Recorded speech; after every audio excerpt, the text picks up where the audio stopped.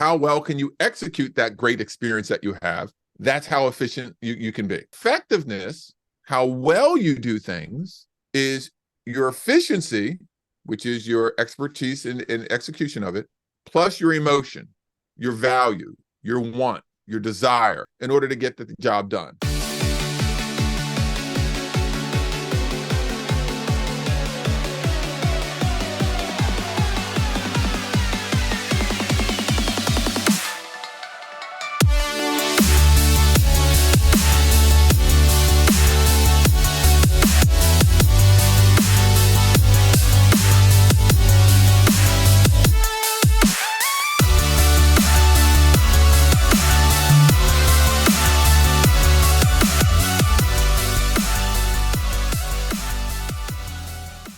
Hey, welcome back to the Stand Tall Leadership Show. My name's Steve Bowler, and I'm here with Meg and Dee Dee. Hey, Steve. Hey, Meg. Well, here we are in 2024, where it's our second episode for this calendar year, and we're going to be rocking and rolling with some good topics for the remainder of this year. I know we do. We got some good stuff coming. We have some great stuff coming this year. Yeah. We got today's topic. We're going to be talking about meetings, how to have really good meetings. We're going to be talking about making decisions. We're going to talk about how to end the school year well, how to take a break better. I mean, there's some really, I think, some good topics that I think we're going to be bringing up for the remainder of this calendar year, which will really be wonderful for everybody who's listening. So absolutely. All right. So what's our topic for today? Well, Steve, we're going to be talking about efficiency and effectiveness. You have to kind of say it slower because they're hard to say quickly. Efficiency, effectiveness. Yeah, you can say it kind of fast and mess it up. So those are kind of our topics today. And honestly, if you just think about the word themselves, they're hard to say because they're kind of similar, but they have some different meanings. Mm-hmm. So what are your thoughts on efficiency and effectiveness? How would you define those? The reason why we have these two together is because I think they marry each other. And sometimes it's a strenuous, tenuous marriage, right? They need marriage counseling, these two words together. And there's different levels as you can think about when you're talking about efficiency and effectiveness. We can talk about generationally, and we're going to talk about that. We're going to talk about efficiency, effectiveness as it relates to in the classroom. We'll talk about it as it relates to administrators in your leadership. And we can even talk about it in our own lives as it relates to efficiency and effectiveness. Just looking specifically at the definition of it, let's get as basic as we can with the definition of it. Efficiency, to me, is how quickly something can get done. Efficiency, quick and easy. Let's be efficient with this. Let's not waste any time. That's the whole purpose of efficiency. Effectiveness, on the other side of this, is how well something can get done. How effective is it? Do we get the outcomes of what we wanted to see, regardless of time? And time has something to do with effectiveness, but not completely. And I have a little formula with it, which I'll share in a little bit. But does that make sense? Yeah. I mean, if you just hear the word effectiveness, you want something to be done well. I got it. And generationally, I kind of want to dig into that a little bit after we hear your formula for that, because I think it's very unique how you think of the generation of it. It is. I think it is unique too. Okay. So for those of you that are watching the video of this, those of you who are on YouTube, I'm going to put something up on the screen so you can see it. But those who are listening, I'm going to read it all out so that you can have a better understanding of everything with this as well. All right. I want to make sure that everybody has this. So efficiency, what we talked about before, and the actual definition, we looked up the definition of it, is the accomplishment of, or the ability to accomplish a job with minimum expenditure of time and effort. So when you're getting a job done, you're getting something to happen, and you have the minimum amount of effort that you're putting in to get that job done. So that is the first piece of this, to make sure you have a clear understanding of what it all is. Okay. So that's the efficiency part. Now for effectiveness, the effectiveness is adequate to accomplish a purpose, producing the intended or expected result. So you're doing something and you're getting the intended result that you want to see. So here's the formula. All right. Here's the formula. So efficiency is your expertise plus the execution of your expertise. So you're an expert, or whatever level your expertise is. It might, if let's say you have something new that you're doing, your level of expertise may not be that high. It might be low. And how well you can execute that equals to what your level of efficiency is. So if you say that let's say you're a seasoned teacher and you have lots of experience in this, how well can you execute that great experience that you have? That's how efficient you can be. And there's tools that you can use to help you with your level of efficiency, right? Okay. So then your effectiveness, how well you do things, is your efficiency, which is your expertise in execution of it, plus your emotion, your value, your want, your desire, those things, yeah, wants and desire, in order to get the job done. And that equals your effectiveness, how effective you will be. Those are the formulas in order to make that happen. Okay, I pause. Meg, Yes. what is your thought? Ooh. So my thought of this is, I'm trying to think as a classroom teacher, because this is not how to be more efficient or how to be more effective for this conversation, but rather like be aware of how efficient and effective you're being in the spot that you're at. So I'm thinking as a classroom teacher, how do you know that you're being effective? How do you know that you're being efficient in the work that you're doing? How does that look in your classroom? How does that make you feel? So as a veteran teacher, effectively delivering delivering the program that's the best of my effort for it, so that the end result, the students are having student growth. We're differentiating, we're getting the needs that they're needing to have in that classroom space. Yeah. Well, the goal, exactly what you're thinking. You're thinking correctly. And the purpose of this podcast, this show, isn't necessarily to give you a solution to say, hey, do this. All right. We want to make you aware, because I think that awareness lends itself to changes that you can make and reflection, and you can do better with it yourself. The goal is to fit in the middle, right smack dab in the middle of this, where you're being really efficient and the effectiveness, the outcomes are getting what you want to be. That's where the balance needs to happen. And let's talk from the administrative standpoint. A lot of times with the administrative standpoint, we are pushing the effectiveness. We want great outcomes, but we're not taking consideration the efficiency. Like, we want it to be done quicker than what is reality. And therefore you have stress on your teachers, because you want to get these amazing outcomes, but yet you're not giving them the time to do it. How many teachers out there and educators out there are always yelling, I don't have enough time to do this. What is it they are expecting me to do? Am I right? Am I wrong on this? No, you're going to hit a pain point here in a minute. I mean, Integrated was born on the fact that Kara and I did not have enough time to effectively do the things that we were being asked to do in the classroom. So, you're right. It's constantly, we don't have time to do that. So that's where in the classroom, as a teacher, you need to step back and think, is what I'm doing purposeful? Why am I feeling so stressed out? Why is this not working for my students? Am I using the programs correctly? What parts are working for my students this year that might not have worked last year, might have worked great last year, but it's different this year? So what are you doing to really get that effectiveness out of your students at the end of the show? So yeah. And you know what?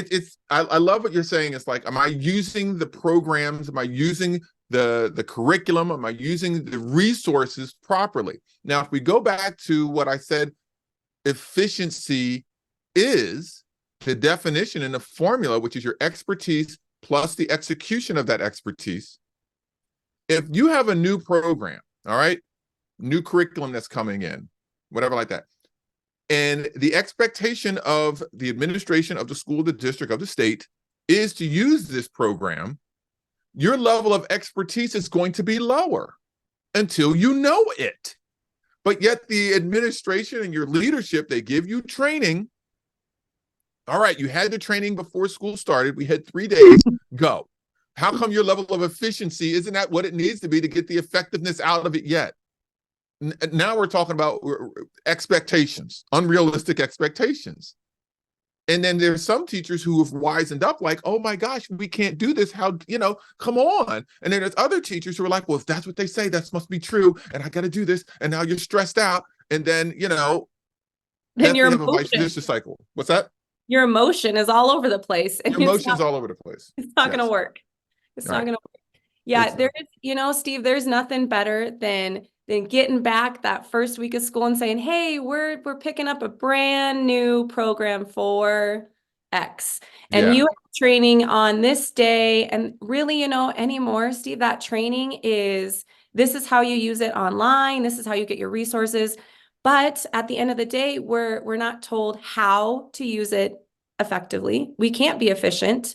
Because you're right, we're trying to do all of those things at the same time. So yeah, there's just a piece, and your resource is only as good as the person using it. So it is that resource. And people learn at different levels. I mean, we know this. We're talking about differentiation of students. We're talking about 504s, IEPs, learning plans. Why do we have all of these things? Because we know that students learn at different levels and different rates and different speeds. But yet, as the educator, we forget adults learn at different rates, different speeds, and different ways. So if you're getting these things that are coming in, it's going to take different time for different people to move at different rates to be able to implement it properly. Now, as an administrator, yes, there needs to be oversight. Yes, you do need to push a little to make sure that they're staying on top of it. Yes, you need to make sure that you're supporting them. But also, let's work within the realm of reality of what efficiency and effectiveness really is, and how that effectiveness can be manifested better over time by increasing the efficiency and the understanding of that. Because remember, in the formula, efficiency is in the formula of effectiveness, but we got to get that, we got to make that happen. We really do. Yeah. That's it. You know what really drives me crazy?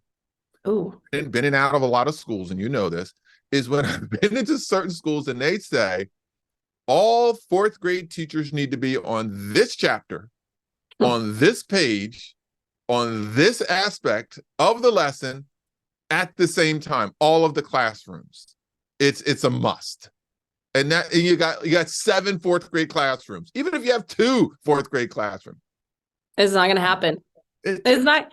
You know what? Okay, so we're hitting a lot of pain points today. Ooh, we're hitting it. We're just touching. Get it, poke it. So Karen and I work with a lot of teams of teachers, or they'll come to our sessions and they'll say, how do we do this in our classroom? Because we're supposed to be on week 1, day 5, on this day. How do I break away from that? And with a little bit of grain of salt, I say, don't do it that way a little bit. I mean, you need to teach the standard. You need to teach the content that you're being asked to teach. But what if you did it a little bit different? What if you met the needs of your students in your classroom at this time and used a little bit of your efficiency with the resources that you have so that the outcome is effective for not only yourself as a classroom teacher, but also all the different needs of your students in your classroom? Because differentiating 20 different humans, at any given time, you need to think creatively. And these programs that we're getting, there's no creativity, because you cannot make a program that fits the needs of every classroom in the United States. It's impossible. It's impossible. So that is where you need. Although there are good, please don't get me wrong, all the content creators out there, okay? All the curriculums that are out there, content creators in education, please don't get us wrong in that.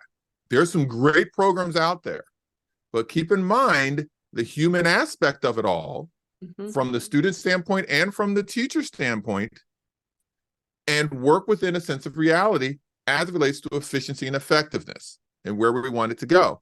And then from the administrative standpoint, yes, it is your job to have oversight. It is your job to push them a little bit. you may have teachers, a lot of different factors in there. You might have some lazy teachers in there. You might have some people who aren't working up to their ability. Maybe you do need to formulate step by step by step for some teachers. Yes, all that is true.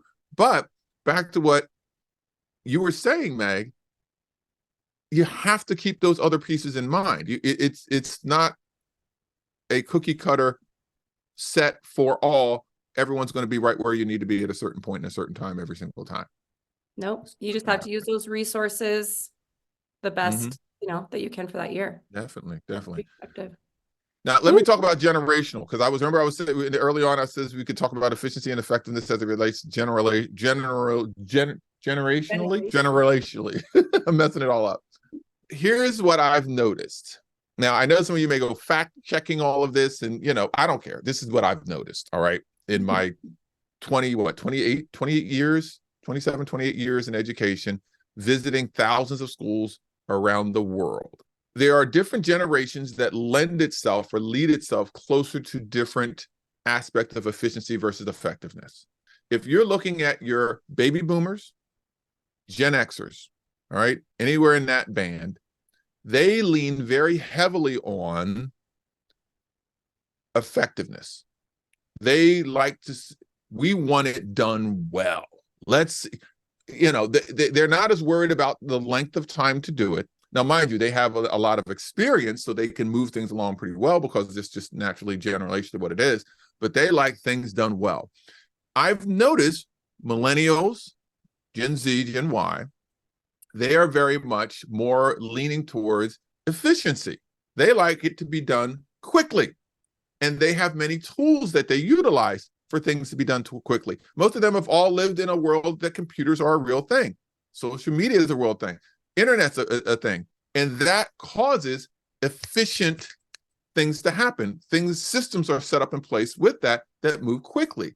So generationally, millennials and younger seem to be like, hey, let's get some things done quickly. Let's set up some good systems so that they work well. And then you look at Gen X and baby boomers who did not have those technology pieces so much in their world. They want effectiveness.